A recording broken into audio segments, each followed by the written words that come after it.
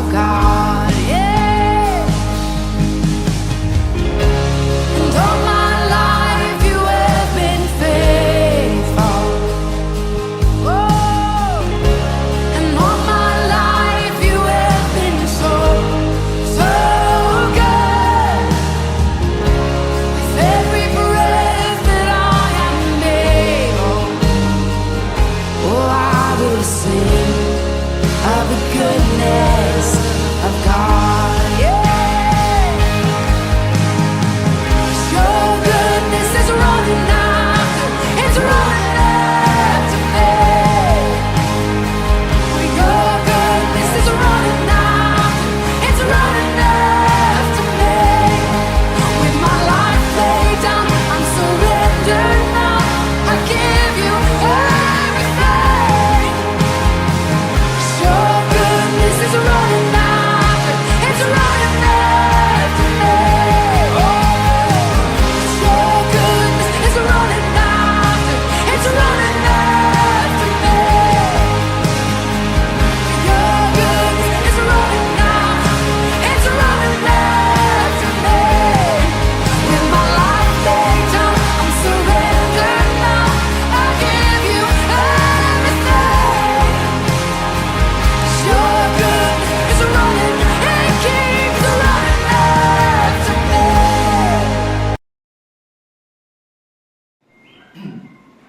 Ada kita sibuk di dalam kegiatan gereja, dalam pelayanan, walaupun notabene pelayanan. Ada yang orang mengkultuskan pribadi manusianya. Ada yang ingin mencari nama. Tetapi Yesus berkata, engkau tidak meninggikan aku. Engkau meninggikan gerejamu. Engkau mengkultuskan orang yang mencuri kemuliaanku. Tetapi engkau sendiri tidak pernah menyembah aku dan tidak mengenal aku lebih sungguh lagi, saudara. Itulah sebabnya beban ini terlalu berat bagi kita seorang pelayan. Saya pastikan bahwa neraka itu ada, saudara. Dan penghakiman itu ada. Mungkin karena kita masih hidup, kita belum lihat neraka. Mungkin kalau kita sudah lihat neraka, sudah orang semua yang kita kenal pun menjerit di dalamnya. Dan banyak kesaksian bahwa yang banyak di dalam neraka, bahwa ada orang yang tahu firman tetapi tidak melaksanakan firman itu. Ini yang sangat mengerikan, saudara. Oleh sebab itu saya tidak berani main-main. Saya tidak bisa dengan memutar-mutar mengambil ayat satu, mencomot dan melengkapi keinginan pikiran saya untuk dilemparkan kepada jemaat. Tidak. Tetapi apa kehendak Tuhan yang saya ingin sampaikan, mulai dari pahit manisnya, tidak suka atau suka, itulah firman Tuhan yang ingin saya sampaikan. Dalam semajaan Matius ini kita pelajari bahwa ada 4 tipe orang Kristen, saudara. Dan itu ada di sekeliling kita, bahkan ada di samping kiri kanan atau muka depan belakang kita. Itu kejadian fakta yang kita dapatkan. Mungkin di sekeliling kita lihat ada menjadi agama global. Ya. Mungkin ada satu penggenapan dari antikristus yang sedang berjalan. Mungkin ada kekuatan ekonomi global yang sedang bekerja untuk memaksakan munculnya kekuatan besar dalam dunia ini. Itu semua sudah diatur di dalam suatu kebenaran firman Tuhan di kitab suci dan sudah diwahyukan. Tetapi bagaimana kita bersikap? Saya selalu katakan bahwa Yesus selalu berbicara, kalau engkau kuat dan kokoh dalam dasar kebenaranku, engkau tidak usah pikirkan masa global, masa sulit. Tetapi aku tetap menjagamu kalaupun itu akhir zaman sedang berjalan. Jadi kita mesti berbesar jemaat yang dikasihi Tuhan, bahwa kita mesti memunculkan suatu rohani yang matang. Betul-betul sungguh bahwa kita memenuhi target. Selalu saya bilang bahwa sungguh sukar mengikuti Yesus. Yesus berkata, lewatlah jalan yang sempit, lebarlah jalan menuju kebinasaan. Ini warning. Tapi manusia menganggap bahwa itu adalah peraturan dalam kitab suci saja. Padahal ini Tuhan Yesus memberikan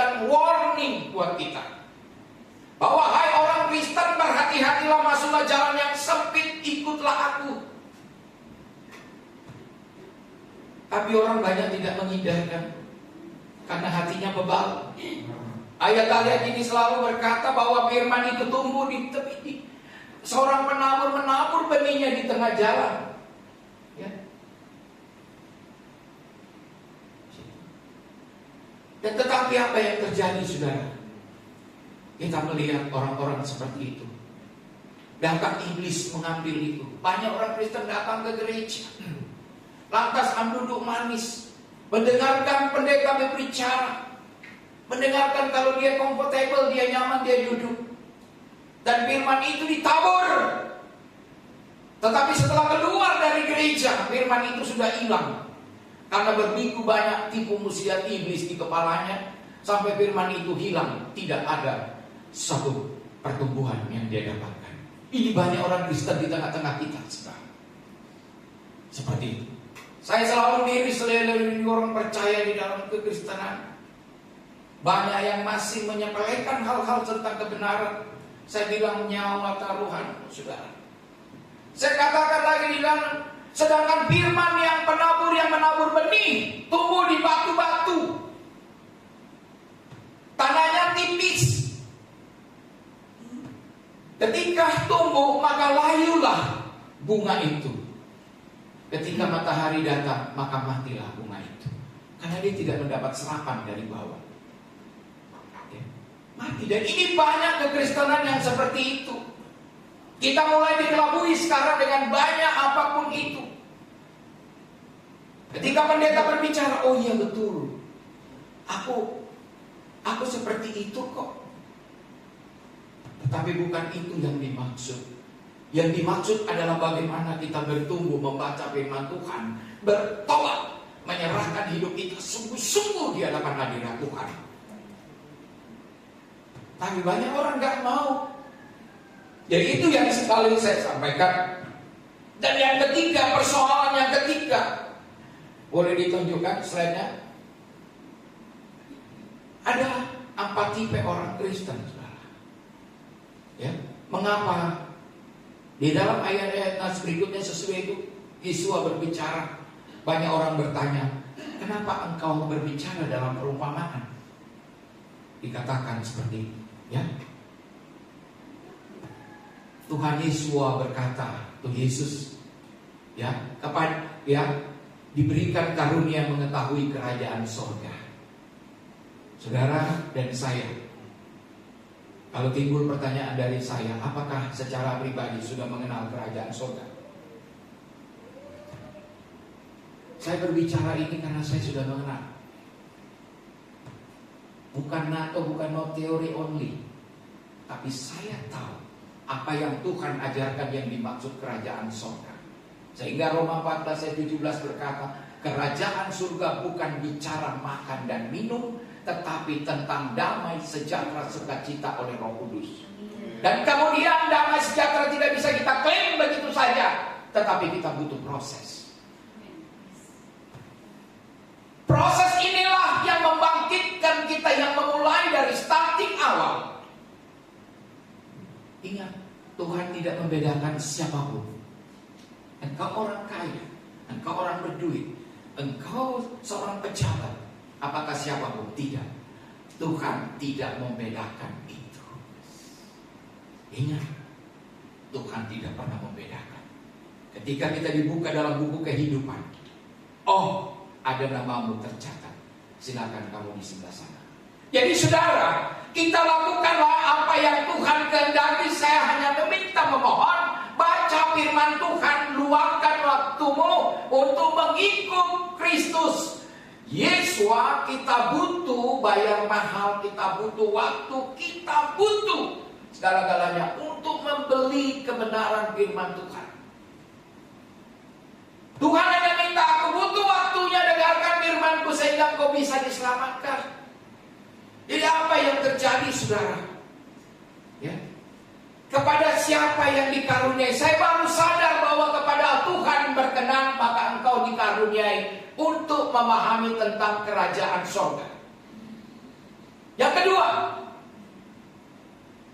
tetapi kepada orang yang tidak taat, kepada orang yang tidak pernah membaca firman Tuhan, kepada orang yang dia tidak mengerti kerajaan surga.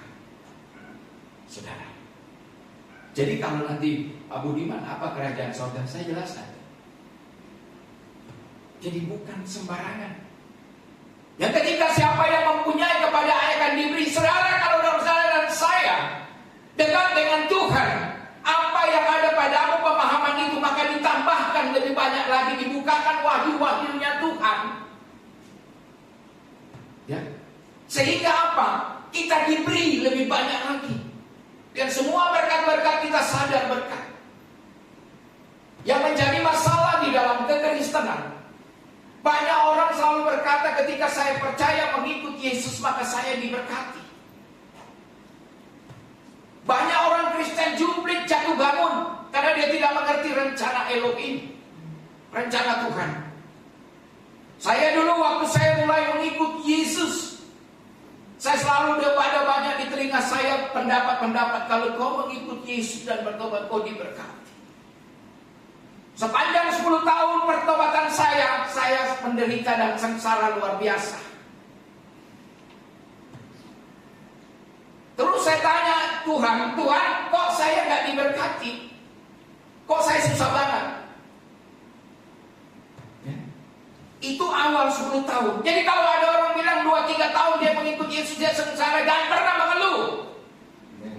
Itu belum masuk dalam peleburan. Belum. Jadi kalau yang namanya kita diberkati, kita dipelihara Tuhan, dan kita dikuatkan, dan kita tetap survive, bertahan dalam kemurahan Tuhan. Amen. Itu berarti kita diberkati. Bukan berarti kita diberkati, kita mengikuti Yesus dan kemudian seperti telapak tangan kita banyak uang dan lain-lain. Itu nonsen. Bukan iman Kristen seperti itu. Ternyata 20 tahun baru saya lihat secerca harapan kemuliaan Tuhan buat saya, saudara. Saya tidak mengalami masalah stres seperti yang saya alami ketika saya mengalami pergumulan yang hebat. Rupanya Tuhan ingin menguatkan saya. Hati saya diteguhkan, makin lama dikuatkan, makin lama dikuatkan. Akhirnya saya tertawa di ujung-ujungnya. Inilah dunia yang sedang bergelombang yang mempermainkan manusia. Saya tidak mau ikut-ikut. Saya tertawa dengan kemuliaan Tuhan. Segenap pemahaman kebenaran yang saya miliki. Itulah puncak sukacita Tuhan, saudara.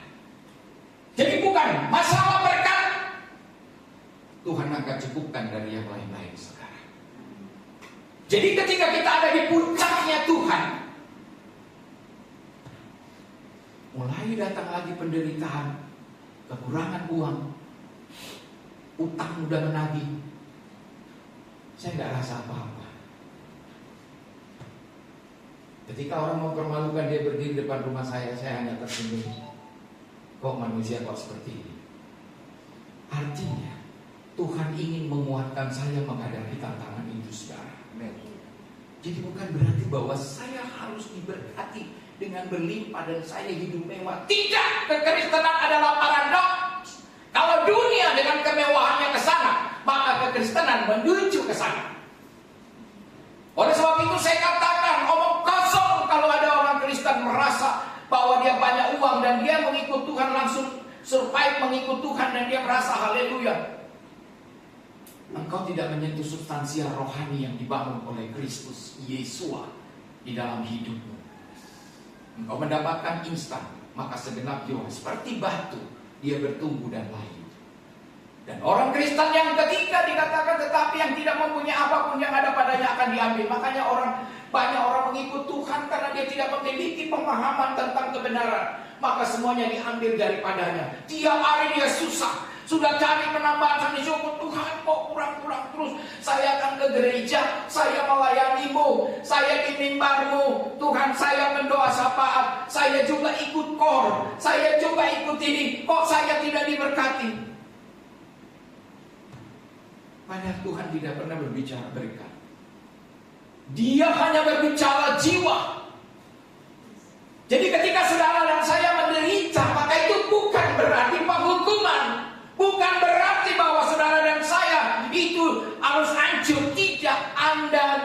Anda dilindungi oleh Tuhan berarti. Sebab kalau kita cepat kaya, maka kita poya-poya, maka kita hidup di dalam daging. Ketika daging itu dituai, maka yang ada kebinasaan. Tetapi ketika kita mengalami pergumulan dalam hidup, kekristenan yang sungguh-sungguh dipanggil pilihan, maka Tuhan sedang memayungi saudara, memprotek kita. Berarti Tuhan menghindarkan kita dari segala bentuk hal-hal yang menjerumuskan hidup dan jiwa kita. Itu yang Tuhan mau, tetapi manusia tidak pernah bersabar. Manusia terlalu bebal, manusia lebih condong ingin melakukan dosa. Ini yang terjadi dalam kekristenan. Lantas apa arti hidup? Apa arti kehidupan? Ketika kita diombang-ambingkan perasaan, ketika kita diombang-ambingkan oleh permasalahan dan lain-lain kehidupan di dalam dunia ini, pertanyaan yang timbul, di mana kehidupan? Ini yang harus kita pahami. Ya, lanjut.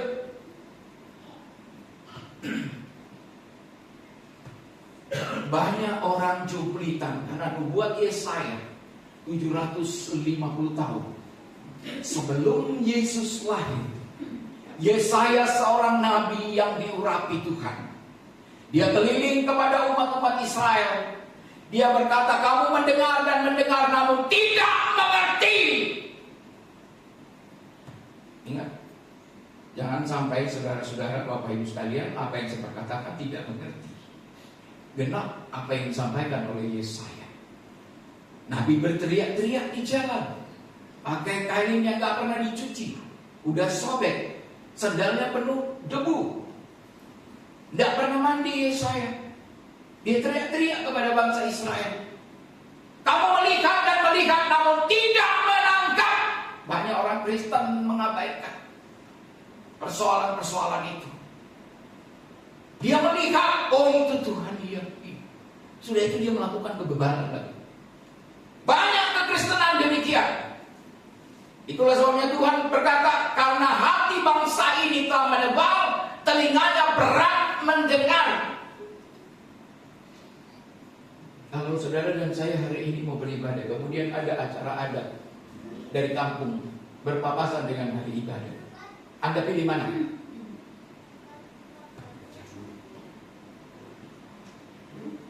Karena hati, ketika dia mengambil itu acara, maka hatinya menebal.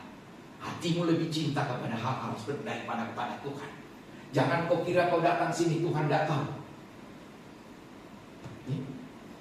Tuhan tahu.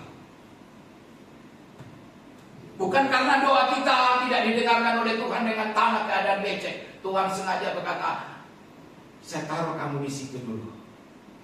Biar hatimu tidak sombong ketika kuberikan gereja yang bagus.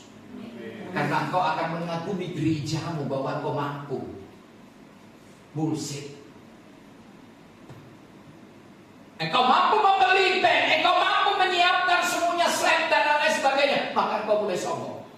Engkau berkata itu gereja. Tuhan katakan engkau tidak mempermuliakan aku. Dan banyak pendeta seperti itu. Saya menyorot dengan mata rohani kita pendeta tidak mau rendah hati. Ribuan pendeta tidak pernah ketemu di jalan, maunya naik mobil mewah.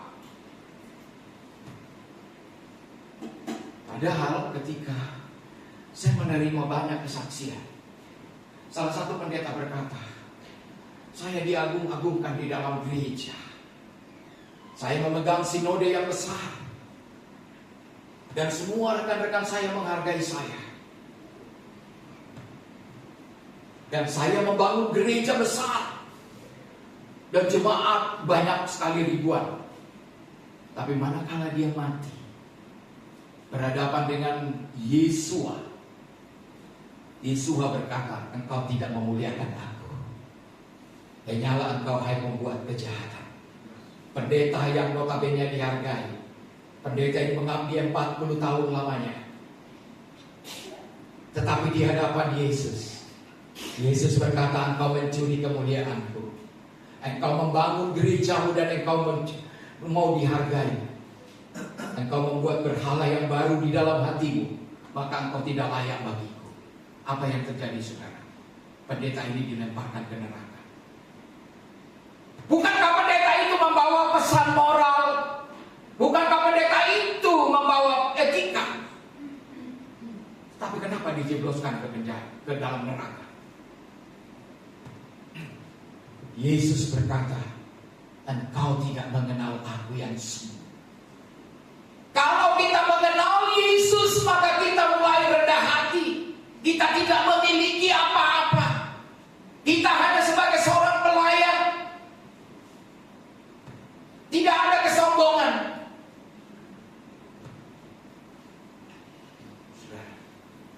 Itu semua dihancurkan.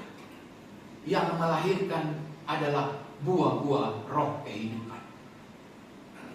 Itu yang ada. Berarti kita mengenal Kristus. Kristus adalah pribadi, kalimatnya yaitu Injil.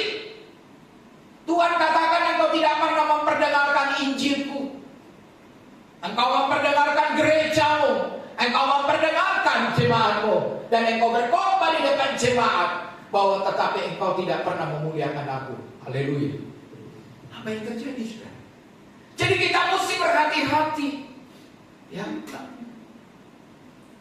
Jadi kita banyak orang yang tidak ditentukan untuk selamat. Makanya matanya melekat tertutup.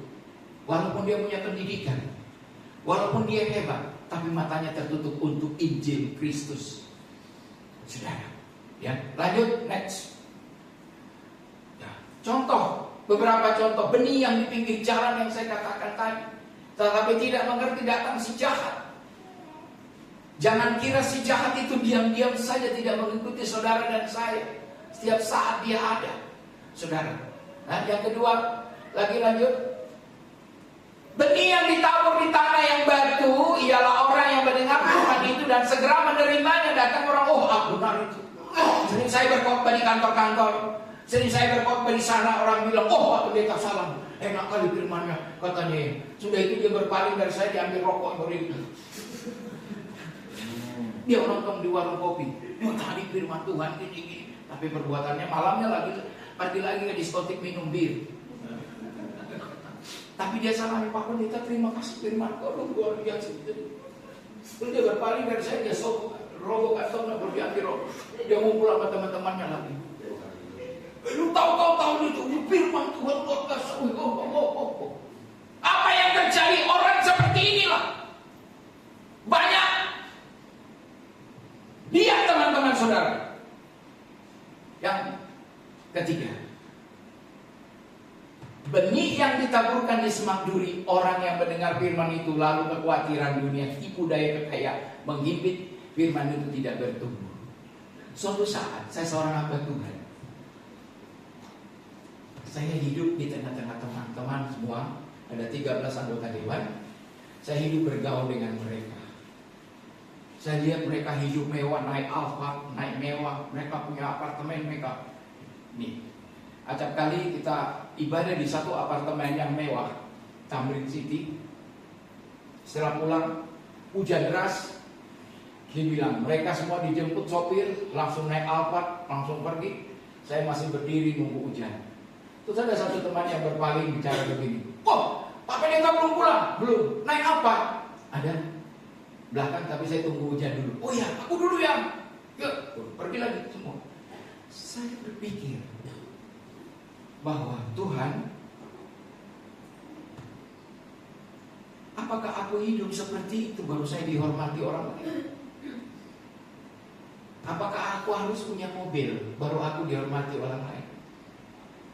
Di tengah-tengah pergaulan ini, orang datang begitu rapat, enak-enak langsung masuk di restoran yang sudah ditentukan. Tapi saya untuk datang rapat saja, saya tidak punya kekuatan uang sama sekali. Jadi artinya kita dihimpit oleh semak duri kekuatan kita. Banyak tekanan-tekanan semak duri, kita mau bergerak tidak ada uang, mau ke sini semua. Soalnya persoalan yang ada terus. Kita dianak tipu muslihat, di sekeliling kita banyak tipu muslihat kekayaan yang sedang mengintai juga kita. Ya. Menghimpit sehingga pemahaman firman sebagai hamba Tuhan, karena saya memikirkan itu, saya memikirkan Firman itu tidak keluar dan terjepit.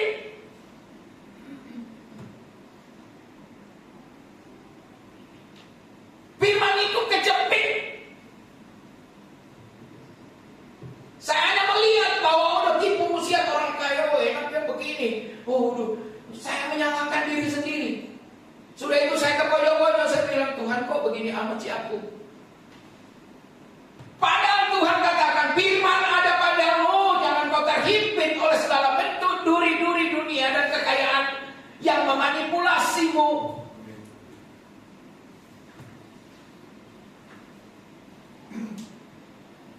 Artinya suatu saat kemudian saya sangat sadar. Saya bilang, saya harus memunculkan jati diri saya kembali, saudara. Sebagai seorang hamba, saya harus memunculkan itu. Di tengah-tengah dunia yang begitu materialistis, luxury, materialisme, manusia-manusia hedonisme dan lain-lain sebagainya, saya harus memunculkan suatu kebenaran yang saya miliki, yang saya pahami. Saya selalu percaya bahwa Tuhan Yesus itu tidak akan pernah mengecewakanku. Saya berpaling dari situ dan saya membatasi diri. Saya bilang tidak. Dunia yang saya harus tekuni adalah kebenaran firman, sehingga imanku harus muncul dan saya tidak dihancurkan oleh kuasa kegelapan, saudara. Ya, ini yang harus kita pegang sungguh-sungguh. Dan 3 kasus ini, ya, ini yang terjadi dalam kekristenan. Kasus pertama, mendengar firman, sudah itu diambil roh jahat, diambil di kepalanya, itu cabut semua itu firman itu, lalu minum-minum lagi kau sana, merokok dan lain sebagainya. Habisin waktu, setengah jiwamu kau ambil sebentar lagi. Yang kedua, tumbuh di batu-batu. Coba kalau satu pohon tumbuh di batu, waktu kecil dia bertunas, tapi setelah makin besar, datang matahari, layulah pohon itu. Saya amati terus.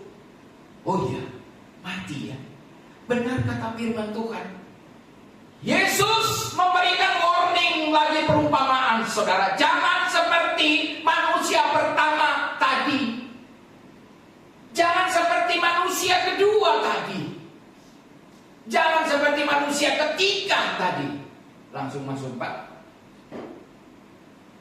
Benih yang ditabur di tanah yang baik ialah orang yang mendengarkan firman dan mengerti tentang kebenaran. Suatu saat kita akan buat suatu seminar lagi. Nanti ditanya apa itu kebenaran. Jadi saya terlalu kasihan orang. Saya sering bertanya ke Tuhan sambil menangis juga. Tuhan, ada banyak orang Kristen yang binasa akan mati dalam dosanya. Terlalu sulit peraturan yang Tuhan tetapkan buat kita. Tidak ada manusia yang bisa melewati. Tetapi jawab Yesua atau jawab Yesus, justru itulah kasih karunia yang kuberikan kepadamu. Cukupkanlah kasih karuniaku bagimu. Amin. Haleluya.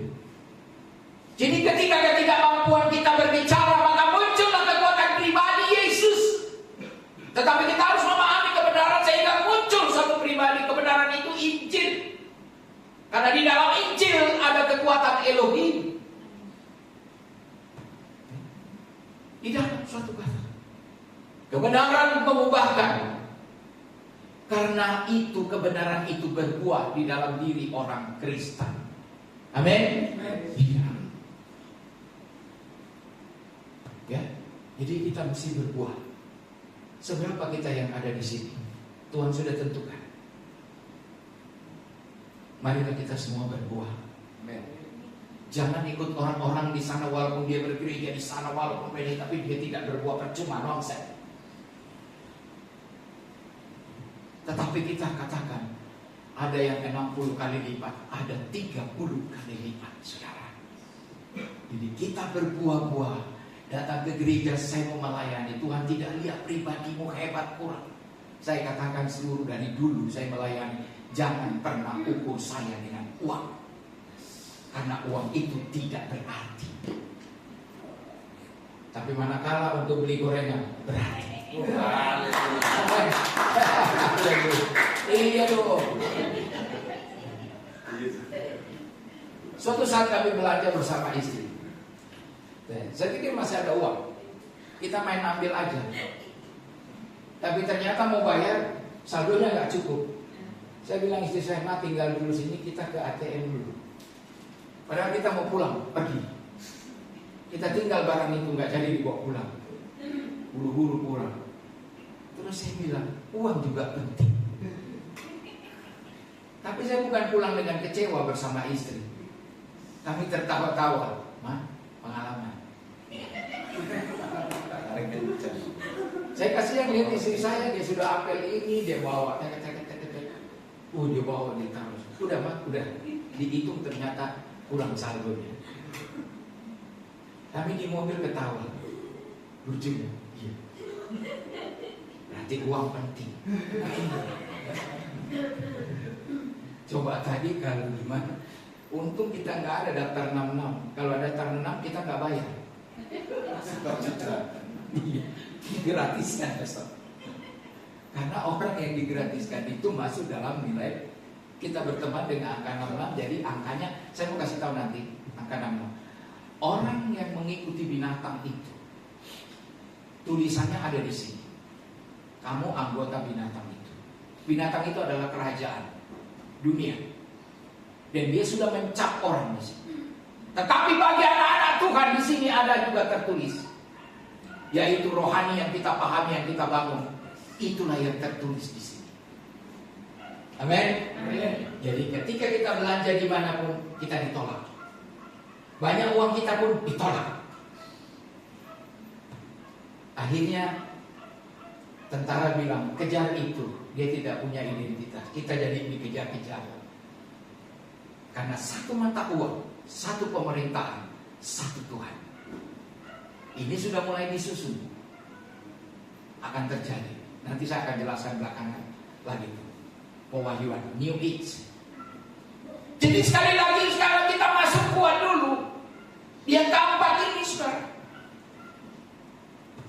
Dia katakan berbahagialah orang yang benar dan berbahagialah orang yang mengerti kebenaran kepada Tuhan. Banyak dari kita mendengar firman Tuhan tidak mau tergembalakan, tapi terbangun bukannya firman Tuhan. Saya katakan, kalau engkau di rumah belajar Alkitab, belajar firman Tuhan, suatu saat endingnya Anda dibuat rendah hati. Ketika Anda dibuat rendah hati, Tuhan katakan, kamu pergi bersekutu dengan umatku. Bangsa bersekutu. Berita Tuhan.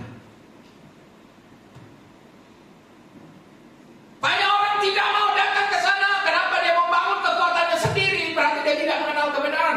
Orang yang mengenal kebenaran, dia akan bergabung dengan saudara-saudaranya seiman. Tetapi orang yang mengurung diri, dia bilang saya tahu firman, dia membangun kesombongannya, dia membangun keangkuhannya, dia membangun individualisme. Dia menganggap dirinya, saya juga bisa loh, saya juga pendeta loh. Tuhan katakan, engkau tidak mengenal kebenaran. Jadi kalau orang yang mengenal kebenaran, dia pasti bergabung dengan saudara-saudara seiman. Saudara.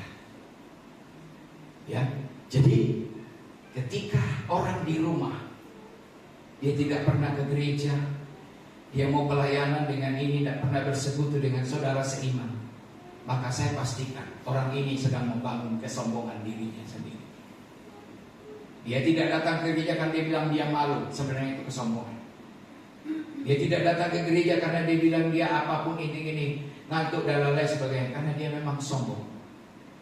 Dia tidak mau diproses Tuhan. Saya alami yang seperti itu. Suatu saat saya belajar firman 4 tahun di dalam kamar, tidak keluar dan tidak makan. Badan saya kurus kering. Saya cuma minum air putih. Saudara saya bilang begini, lihat dulu di kamar itu, jangan-jangan apa itu, kakakmu itu udah mati di dalam. Tidak pernah keluar-keluar ya. Saya butuh 12 jam sehari hanya membaca firman Tuhan. Jadi saya menyelesaikan Kejadian sampai Wahyu putaran pertama itu ada 9 bulan. Butuh 12 jam sehari. Bertahun saya tidak keluar, orang bilang lihat itu, jangan-jangan mati di kamar. Prinsip saya bilang begini, saya mau pelajari firman Tuhan. Tapi setelah Tuhan mengurapi dan memberikan pengetahuan hikmat itu semua, endingnya Tuhan berbicara, cukup anakku, pergilah, hasilkanlah buah pertobatanmu. Berarti saya harus pergi ke gereja, saudara. Jadi di situ dibutuhkan kerendahan. Waktu saya tahu firman, saya tahu berteolog, saya hanya menjadi jemaat yang manis. Saya duduk diam. Saya dengarkan hamba-hamba Tuhan bicara. Tapi kalau dia bertolak belakang dengan hatiku, saya diam. Tidak, itu salah. Dalam hati saya itu salah. Ketika saya mau diajar berbahasa roh, di pipi saya digini-gini, bla bla bla, dalam hatiku itu salah. Itu bukan ajaran dari Kristus seperti itu. Tapi saya dengan rendah hati duduk dia mendengarkan para hamba Tuhan. Ketika sebelum Tuhan mengangkat saya tinggi-tinggi, saya mesti duduk diam dulu. Jangankan kita bahwa saya tidak pernah dengar diproses, saya diproses. Ya, akhirnya Tuhan bilang, mulai kau mengangkat perkakas Tuhan, pergilah melayani aku. Jadi saudara, kita mesti di dalam ayat ini berkata, jadilah menjadi orang yang keempat. Tanah itu adalah kehidupan kita yang subur. Dan tanah ini, firman itu akan berbuah-buah. Ya. Jadi sekali lagi saya mau katakan, kita harus berpacu saudara. Di dalam Tuhan kita saling menguatkan. Amin. Amin. Jadi biar Tuhan yang beracara dalam diri kita, dalam nama Tuhan Yesus. Kayak kalau semangat begini, kadang-kala enak menyampaikan satu kebenaran walaupun kita ada ini ya, kurang tidur. Tetapi ketika firman Tuhan, roh kita tetap menyala-nyala. Amin. Baik. Jadi saudara, itulah yang saya sampaikan tadi, bahwa bagaimana firman Tuhan ini kita sampaikan, kita harus menjadi yang keempat. Dan kita bertobat dari dosa-dosa kita. Dalam nama Yesus. Amin. Demikian firman Tuhan, saya undang bangkit berdiri. Kita lakukan perjamuan hari ini.